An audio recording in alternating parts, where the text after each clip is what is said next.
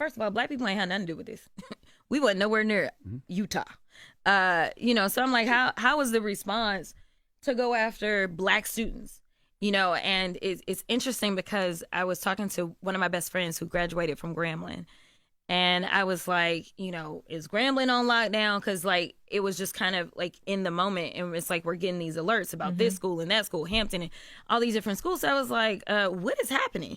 And I was like, and why are we in this, right? Like, what is it that students on a HBCU campus have to do with this, right? Like, that wasn't a place that...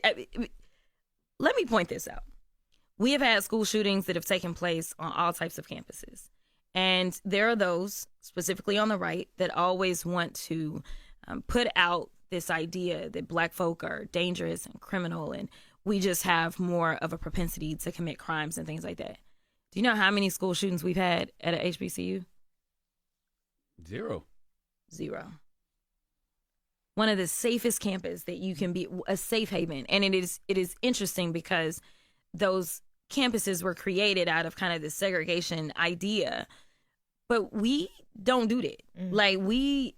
It's not, in the idea that, as soon as it happened, then the next thing you know, the trans community is under attack again, right? Because they said that the Minnesota shooting was a trans woman, I believe. And so because it was a trans person, they're like, oh, this is what happens. But I was like, so we're not going to talk about white supremacy?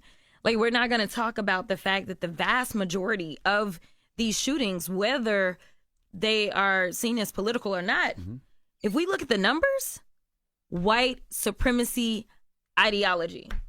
But we don't want to do anything about that. There's no legislation that they want to bring. Every time you say white supremacy, they want to yell, oh, you're race baiting. No, I am going on facts. Like, these crimes, when we look at these mass shootings, most of them are linked to neo-Nazism or, Proud Boys or whatever. It's always some white supremacy kind of thing that's going on. It's not black folk that are going out there. It's not immigrants that are going out there. But what cities are we going into? Black cities, because we are supposedly the ones that commit all the crime. Which people are we going after? Immigrants, because allegedly it's immigrants, but we don't want to have a talk about what the numbers say, what the facts say, which is that we have a white supremacy problem in this country. So until we decide to deal with the problem, we're going to continue to have a problem.